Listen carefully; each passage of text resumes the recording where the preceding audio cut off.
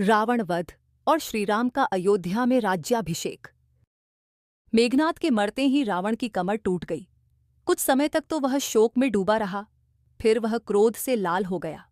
उसकी शक्ल बड़ी डरावनी हो गई। कोई उसके मुंह की ओर आंख उठाकर न देख पाता था। उसने बची हुई सारी राक्षस सेना को युद्ध के लिए चलने की आज्ञा दी। सिंह की तरह गरजता हुआ वह भी रथ पर चढ़कर निकला। युद्ध के बाजे बजने लगे। उसके चलते ही अनेक अपशकुन हुए। उसके घोड़ों के पैर बार बार फिसल जाते, रथ के ऊपर गिद्ध मड़राते और उसकी बाईं भुजा बार बार फड़कती। रावण ने इनकी कुछ भी परवाह न की। वह घमंड से यह कहता हुआ युद्ध करने लगा कि आज मैं राम से सबका बदला लूंगा। भयंकर युद्ध छिड़ गया। बंदरों की लाशों से समर भूमि पट गई। रावण जिधर को भी मुंह करता, भगदड़ मच जाती। सुषेण और सुग्रीव ने वानर सेना को संभाला। सुग्रीव और विरूपाक्ष का युद्ध छिड़ गया। दोनों एक दूसरे पर घातक चोटें करने लगे।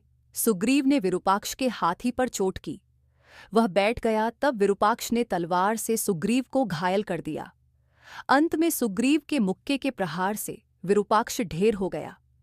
इसी प्रकार द्वंद्व युद्ध में उन्होंने महोदर को भी मार डाला। इसी बीच वीरबर अंगद ने महापार्श्व का काम तमाम कर दिया। अब केवल रावण बचा। वह फन कुचले हुए नाग की भांति फुनकारने लगा। उसके सामने बंदरों को भागते देख श्रीराम धनुष बाण लेकर आ गए। अब श्रीराम और रावण का युद्ध छिड़ गया। वे एक दूसरे के प्रहारों को बड़ी देर तक व्यर्थ करते रहे। उनके बाण जब चलते तो रणभूमि में बिजली सी कौंध जाती। इतने में लक्ष्मण जी और विभीषण भी आ गए। विभीषण ने रावण के सारथी को और घोड़ों को मार दिया। विभीषण को आगे देखकर रावण को बड़ा क्रोध आया। उसने विभीषण को मारने के लिए एक भयंकर शक्ति बाण छोड़ा। लक्ष्मण जी ने उसे बीच में ही काट दिया। तब उसने दूसरी शक्ति छोड़ी। उस दिव्य शक्ति को देखकर लक्ष्मण जी ने विभीषण को पीछे कर लिया। शक्ति लगते ही लक्ष्मण जी अचेत हो गए। श्रीराम पास में ही थे। उन्होंने उस शक्ति को खींचकर निकाल दिया। रावण को मौका मिल गया। उसने श्रीराम को बुरी तरह घायल कर दिया। क्रोध के कारण श्रीराम की आंखों से आग बरसने लगी। हनुमान जी और सुग्रीव को लक्ष्मण जी की देखभाल में छोड़कर वे रावण से भिड़ गए। उन्होंने कहा, रावण, तेरा काल तुझे आज मेरे सामने ले आया है। आज पाप पर पुण्य की विजय होगी, अंधकार पर प्रकाश की विजय होगी, देवताओं और आश्य मुनिरियों का दुख दूर होगा। वानर मित्रों, तुमने बहुत युद्ध किया। अब तुम पहाड़ की चोटियों से मेरा और रावण का युद्ध देखो। राम रावण जैसा युद्ध फिर तुम्हें कभी देखने को न मिलेगा। इधर सुषेण ने हनुमान जी द्वारा संजीवनी बूटी मंगाकर लक्ष्मण जी की चिकित्सा की। बूटी सूंघते ही शरीर में घुसे हुए बाण अपने आप निकल पड़। रक्त बहना बंद हा गया और घाव भर गए। इस समाचार से श्रीराम की चिंता मिटी और वे पूरे उत्साह से युद्ध करने लगे। रावण भी श्रीराम पर बाणों की अरोक वर्षा करने लगा। रावण सुसज्जित रथ में बैठा युद्ध कर रहा था। यह देखकर देवताओं के राजा ने अपने वारगत मातली के हाथ अपना रथ श्रीराम के लिए भेजा। इस रथ में इंद्र का विशाल धनुष, अमोचर, कवच, शक्ति बाण तथा अन्य अस्त्र शस्त्र भी थे। अब श्रीराम इंद्र के रथ पर चढ़कर युद्ध करने लगे। रावण ने गंधर्व अस्त्र छोड़ा। इसी नाम के अस्त्र से श्रीराम ने उसे काट दिया। तब रावण ने राक्षस अस्त्र का प्रयोग किया। उसे श्रीराम ने गुरु अस्त्र से काट दिया। श्रीराम पर जब उसका बस न चला तो रावण ने मातली को घायल कर दिया। इंद्र के रथ की ध्वजा काट दी और घोड़ों पर भी बाण छोड़े। फिर श्रीराम को भी घायल कर रावण गरजने लगा। रावण की ताकत बढ़ गई। एक भयंकर शूल को हाथ में लेकर रावण बोला, राम, अब तुम नहीं बच सकते। ये शूल तुम्हारे प्राण लेकर ही रहेगा। श्रीराम ने अपने बाणों से शूल को रोकने का बहुत प्रयत्न किया, पर शूल रुका नहीं।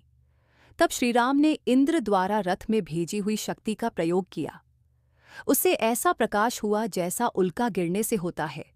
शूल छिन्न भिन्न हो गया। तब श्रीराम ने अपने पैने बाण उसके हृदय में और मस्तक पे मारे। रक्त की धार बह निकली। श्रीराम रावण पर और रावण श्रीराम पर बराबर बाण बरसाते रहे। अब रावण हिम्मत हारने लगा। जब सारथी ने यह देखा तो वह रावण को लंका में लौटा ले गया। कुछ देर में जब राक्षस राज सावधान हुआ तो वह सारथी पर बहुत बिगड़ा। सारथी ने जब कारण बताया तो वह शांत हुआ और रथ के घोड़ों को बदलवाकर फिर युद्ध भूमि में आ गया।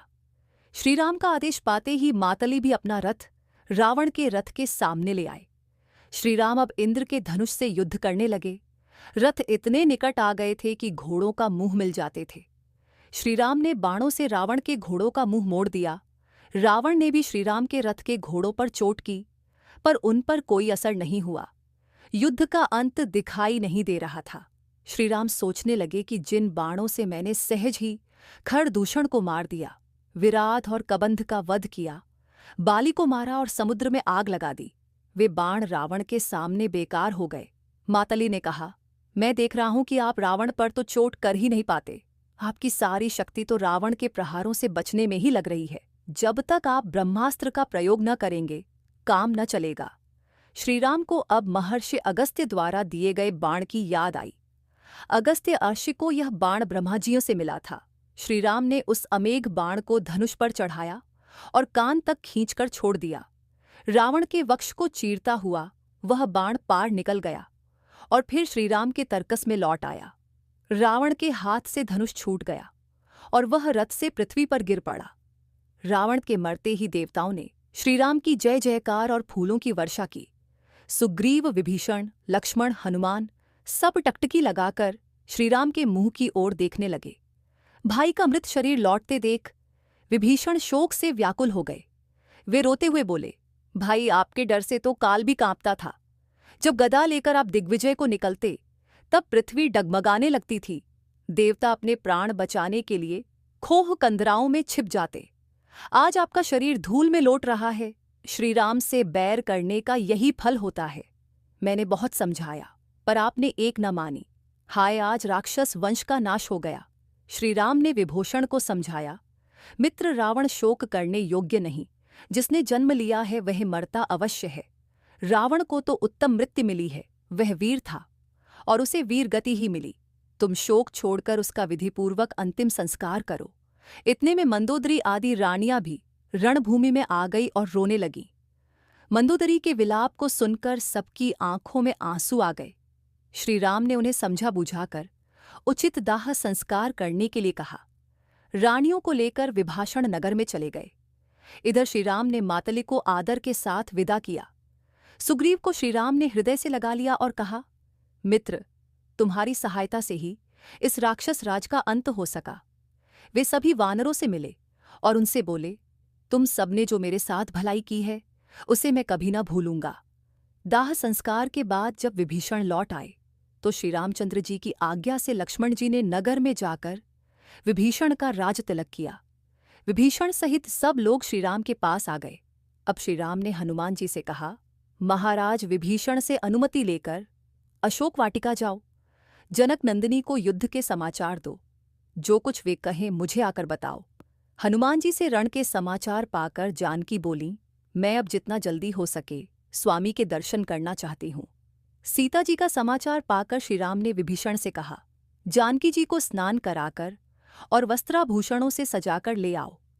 विभीषण ने राजभवन में जाकर सुंदर वस्त्राभूषणों का प्रबंध किया और सीता जी का श्रृंगार करने के लिए चतुर स्त्रियों को अशोक वाटिका भेजा। तैयार होकर सीता माता हर्ष के साथ पालकी में बैठकर श्रीराम के पास आई। श्रीराम ने विभीषण से कहा, मित्र, अब मैं आज ही अयोध्या को लौट जाऊंगा। 14 वर्ष की अवधि समाप्त हो रही है। भरत मेरे लिए दिन रात तप कर रहे हैं। अगर एक भी दिन की देर हो गई तो भरत मुझे जीवित न मिलेगा, इसलिए मेरे लौटने की तैयारी करें। विभीषण ने लंका में रुककर विश्राम के लिए बहुत कहा, पर श्रीराम नहीं माने। तब विभीषण ने पुष्पक विमान मंगवाया। उस पर सफेद और पीली पताकाएं फहरा रही थीं। खिड़कियों में रत्न जड़े थे। वह मन की गति से चलने वाला था। विभीषण बोले, प्रभु, विमान आ गया, अब क्या आज्ञा है? श्रीराम ने कहा कि इस विमान में अपने कोष से रत्न आभूषण भर लाइए और उन्हें वानर सेना में बरसा दीजिए। इन्होंने प्राणों का मोह छोड़कर मेरे लिए युद्ध किया है। विभीषण ने तुरंत आज्ञा का पालन किया। रत्नाभूषण लूटकर वानर सेना बड़ी प्रसन्न हुई और रत्नों से खेलने लगी। सीता माता और लक्ष्मण जी सहित श्रीराम विमान पर बैठे। सुग्रीव, विभीषण और प्रमुख वानर वीरों ने साथ चलने की प्रार्थना की। श्रीराम ने उन सबको विमान पर बैठा लिया। आज्ञा पाते ही विमान उड़ चला। वानर अपने अपने घर चले गए। विमान उत्तर की ओर उड़ने लगा। श्रीराम सीता माता को प्रमुख स्थानों के नाम बताते जाते थे। देखो पर्वत पर बसी यह लंका कितनी सुंदर है। ये देखो रणभूमि है। देखो लक्ष्मण और सुग्रीव के मारे हुए कितने राक्षस पड़े हुए हैं। देखो यह नीचे सेतु बंधा है। यहीं विभीषण से मेरी मित्रता हुई थी। वह देखो आगे किष्किंधा है। यही वानर राज सुग्रीव की राजधानी है। किष्किंधा को देखकर सीता जी बोली, मेरी इच्छा है कि सुग्रीव की रानियां भी हमारे साथ अयोध्या चले। विमान को नीचे उतरने की आज्ञा हुई। सुग्रीव अंतपुर में गए। युद्ध के समाचार देकर उन्होंने तारा से सीता जी के अनुरोध की बात कही। तारा, रूमा और अन्य रानियां तैयार होकर विमान पर आ गई। विमान फिर उड़ चला। श्रीराम ने सीता जी को दिखाया, यहीं सुग्रीव से मेरी मित्रता हुई थी। पंपा सरोवर के किनारे श्रीराम ने शबरी का आश्रम दिखाया और कहा कि जब मैं तुम्हारे वियोग में भटक रहा था तो यहीं शबरी से मेरी भेंट हुई थी। फिर उन्होंने कबंध वध, रावण जटायु संग्राम के स्थान सीता जी को दिखाए। सीता, देखो यह जनस्थान है। ये देखो पंचवटी में हमारी पर्णकुटी अब तक बनी हुई है। ये गोदावरी नदी की विशाल धारा ऊपर से कैसी पतली दिखाई दे रही है।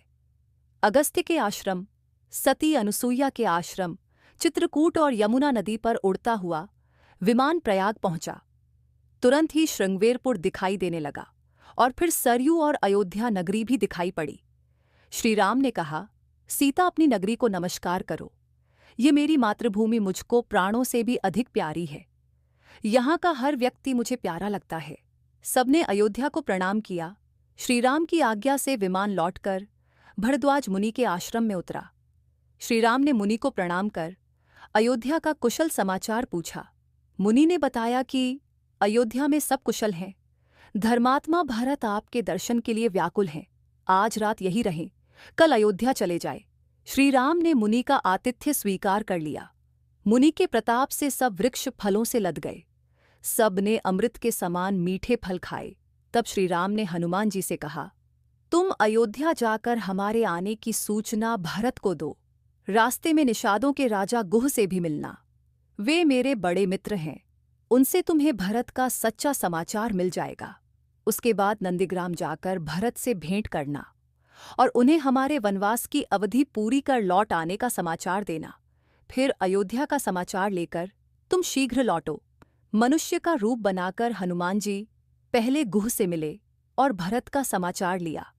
फिर नंदीग्राम में भरत के पास पहुंचे। श्रीराम के आने का समाचार पाकर भरत फूले न समाये। अयोध्या का समाचार लेकर हनुमान जी श्रीराम के पास पहुंच गए। विमान अयोध्या की ओर उड़ चला। इधर अयोध्या में श्रीराम, सीता माता और लक्ष्मण के स्वागत की तैयारियां होने लगीं। सारा नगर बंधनवार और पताकाओं से सज गया। तरह तरह के बाजे बजने लगे। माताओं ने आरती के थाल सजाए। भरत ने श्रीराम की चरण पादुकाएं सिर पर रख ली। विमान की प्रतीक्षा में सब लोग नंदीग्राम में इकट्ठे हो गए। विमान को देखते ही श्रीरामचंद्र की जय से आकाश गूंज गया।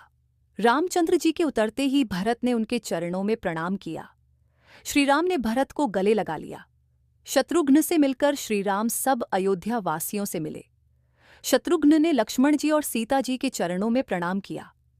माताओं के चरणों में प्रणाम कर श्रीराम वशिष्ठ जी के आश्रम में गए और उन्हें प्रणाम कर आशीर्वाद प्राप्त किया। भरत और शत्रुघ्न, विभीषण, सुग्रीव आदि सभी से मिले। पुष्पक विमान को श्रीराम ने कुबेर के पास चले जाने की आज्ञा दी। अब श्रीराम ने राजभवन में प्रवेश किया। सीता जी ने माताओं के चरण छुए और मनचाहा आशीर्वाद पाया। गुरु वशिष्ठ ने कहा, कल सवेरे ही राम का राजतिलक होगा। भरत बराबर श्रीराम से प्रार्थना कर ही रहे थे। राजतिलक की तैयारियां होने लगीं। गुरु ने स्वर्ण जटित सिंहासन मंगवाया। श्रीराम और सीता जी उस पर बैठे। सबसे पहले गुरु वशिष्ठ ने राजतिलक किया। इसके बाद अन्य ब्राह्मणों ने टीका करके आशीर्वाद दिए। माताओं ने आरती उतारी और मंगल गीत गाए। प्रजा में आनंद की लहर दौड़ गई। इंद्र ने 100 कमलों की माला श्रीराम के लिए भेजी। इस अवसर पर श्रीराम ने सुग्रीव, विभीषण, अंगद आदि को बहुमूल्य उपहार दिए। सीता जी ने अपना कंठहार उतारा। श्रीराम ने कहा, जिस पर तुम सबसे अधिक प्रसन्न हो उसे दे दो। सीता जी ने यह कंठहार हनुमान जी को दे दिया। तारा और रुमा को सीता जी ने बहुमूल्य रत्न और वस्त्र उपहार में दिए। सिर से लगाकर हनुमान जी ने इसे गले में पहन लिया। सुग्रीव, विभीषण आदि कुछ दिन तक अयोध्या में रहकर अपने अपने नगर को लौट चले। श्रीराम ने दीर्घकाल तक अयोध्या में राज किया। उनके राज्य में प्रजा सब तरह से सुखी थी। सब लोग धर्म का पालन करते थे। किसी के साथ भेदभाव न था। किसी को न कोई रोग हुआ और न अकाल मृत्यु। समय पर पानी बरसता था और धरती भरपूर अन्न देती थी। वृक्ष फूलों और फलों से लदे रहते थे। राम राज्य को हम आज भी याद करते हैं और देश में उसे फिर ले आने का स्वप्न देखते हैं। और इसी के साथ रावण वध और श्रीराम का अयोध्या में राज्याभिषेक नामक यह अंतिम भाग समाप्त होता है। अच्छा दोस्तों, अगर आपको श्रीराम के जीवन की ये गाथा अच्छी लगी हो तो वीडियो को लाइक और चैनल को सब्सक्राइब जरूर करें और कमेंट बॉक्स में जय श्री राम जरूर लिखें।